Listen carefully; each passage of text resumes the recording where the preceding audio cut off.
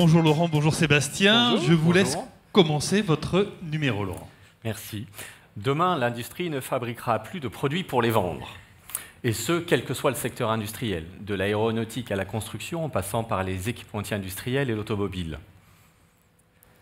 Cher Sébastien, cher Benoît, je ne sais pas dans quoi nous nous embarquons. Cette révolution numérique me paraît tout aussi fascinante que terrifiante. Comme par magie, les produits de tous les jours, mais nos produits industriels également, disparaissent tour à tour.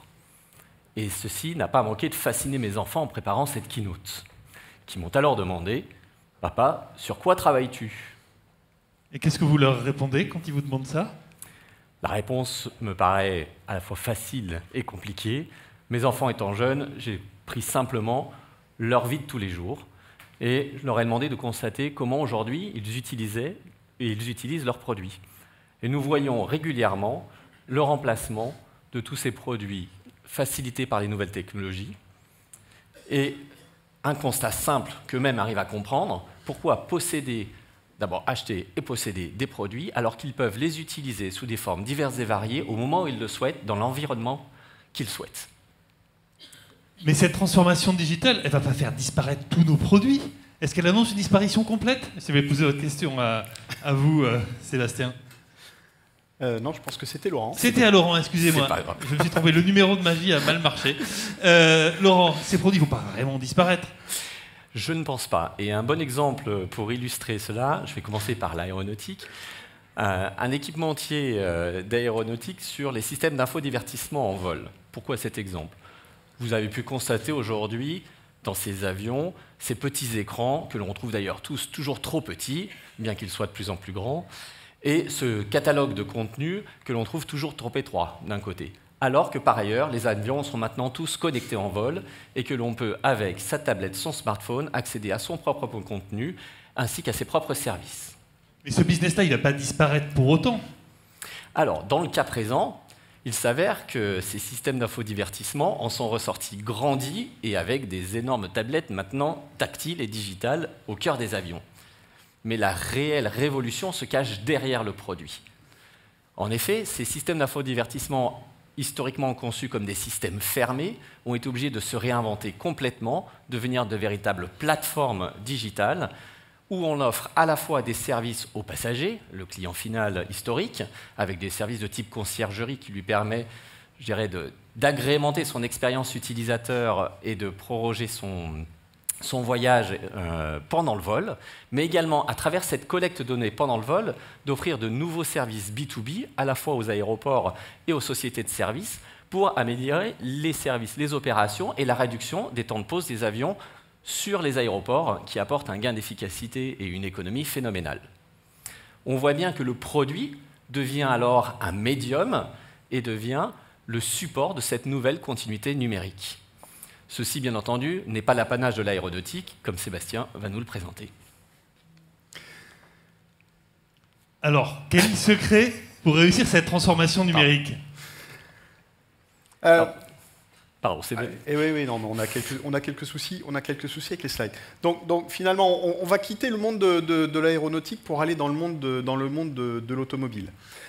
En règle générale, quand on parle transformation numérique et qu'on commence à parler du monde de l'automobile, c'est toujours les mêmes exemples qui arrivent.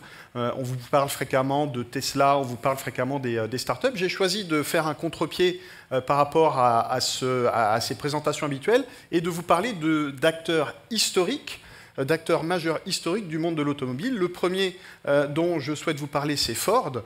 Ford a clairement amorcé ce virage donc de transformation. Le meilleur moyen de le constater, c'est lorsqu'on entend les dirigeants de Ford. Les dirigeants de Ford aujourd'hui se présentent comme un éditeur de logiciels, une software compagnie, et non plus comme un constructeur automobile. Alors, bien sûr, en résultat, l'ensemble de la production de Ford sur l'ensemble des différentes plaques au niveau géographique sont aujourd'hui connectés. Ford met à disposition aujourd'hui de ses utilisateurs et des conducteurs de ces véhicules un portail que vous pouvez installer sur votre smartphone. Et ce portail eh bien, vous permet non seulement d'accéder aux services, on va dire, standards que vous attendez d'un véhicule connecté, donc toute l'interaction entre le conducteur, le passager, le véhicule, le monde extérieur, mais on parle depuis tout à l'heure des intégrations d'API. C'est bien là où ce côté éditeur de logiciels intervient, et Ford a mis à disposition des différentes sociétés de services les API qui permettent aujourd'hui aux conducteurs, au travers de ce portail Ford Pass, eh bien, de venir consommer du service lié à son véhicule, mais aussi du service standard, réserver une place de parking, réserver une place au restaurant, commander sa pizza ou que sais-je, directement depuis le véhicule. Alors bien sûr, aujourd'hui Ford n'est plus une exception, ils étaient les premiers à offrir cette intégration d'API. Ils ne sont plus une exception, la grande majorité aujourd'hui des constructeurs automobiles se sont alignés vers donc, des propositions de services similaires. Deuxième exemple, et là tout à l'heure Laurent, tu parlais de la disparition du produit. Un deuxième éditeur, un deuxième constructeur automobile, Jaguar, est allé encore plus loin dans le concept. Est-ce que vous pouvez imaginer, on parle là de produits que l'on aime bien tous toucher, voir, on est sur des produits très émotifs avec le véhicule. Eh bien Jaguar a réalisé l'année dernière le lancement de son premier véhicule électrique, le e-Pace, sans le véhicule. Donc clairement, les photos que vous voyez sur le slide, c'est les vraies photos du lancement du véhicule. Les journalistes ont été invités, ils ont été mis dans une salle, et dans cette salle, eh bien, on leur a mis sur la tête un casque de réalité virtuelle. Donc ils ont pu assister à un lancement virtuel du véhicule avec deux phases. Une première phase uniquement de présentation, donc le véhicule leur a été présenté, et puis une deuxième phase plus sensorielle, où là, eh bien, ils ont pu avoir une expérience personnalisée, où ils pouvaient eh bien, pouvoir regarder l'ergonomie du différent véhicule. Le produit ici, il n'a pas disparu, le véhicule il existe, et on en commence à en voir quelques-uns dans la rue. Il a simplement laissé la place pour cette phase de lancement à un double, un jumeau numérique. Alors Laurent, on parle beaucoup de ces jumeaux numériques dans l'industrie, c'est une tendance lourde, mais d'où viennent ces jumeaux numériques, comment on les conçoit?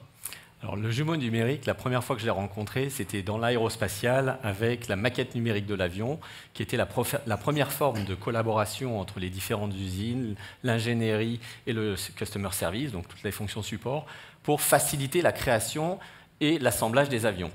La deuxième phase de transformation a été la capacité de simuler les process de fabrication avec la simulation des essais en vol et la réduction drastique du temps nécessaire pour obtenir l'accréditation de faire voler un avion.